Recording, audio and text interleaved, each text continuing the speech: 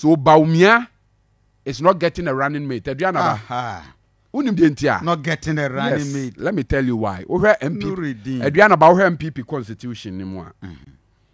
We mu say MPP wa ban mu a. E was so omunya omo running mate 1 year clear before the election. Adriana ba tie ni e. Enti MPP should have had a running mate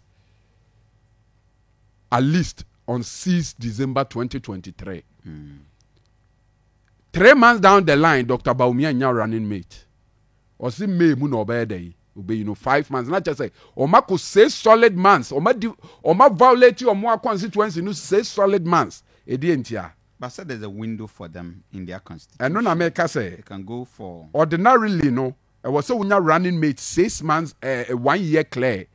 And ne Dr. Bawumia a violated our constitutional provision no. 6 months. So unya running mate. Obi aso on nenenko.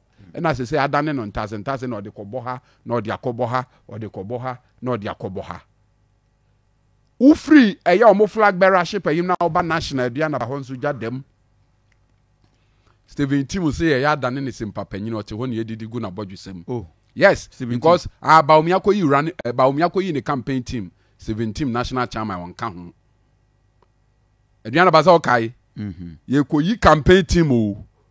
National chairman ya ono na edi mo anim de makos na anim no won ka ho ye yi nkofo bi firi mo obribu ahekra be ka se we chai party no okote ne party na ya frɛ na pa na che se MPP no akoye political party asusu dua papa bi anya dai enna ho intine akoye se frɛfrɛ kɔbɔ no okɔ mo national executive setup ni mu a aduana ba ne ekoso wa Ashanti region ha no unim se bi ekoso wo national ho nso sir.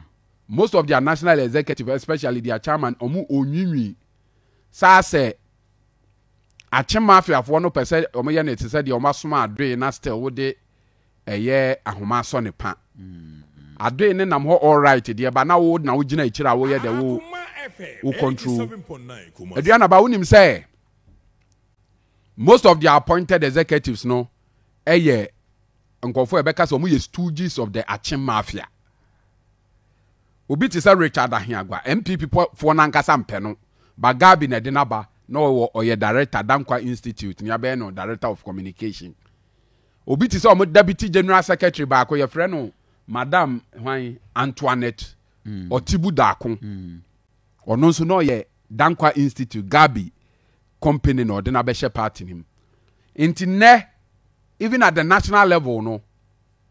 And the agitations are cost to Ashanti region and Diana baby yede e be cost, but they have been matured in managing it. And untina Dr. Bawumia so ko in a campaign to no so ko yi communication director and the all rival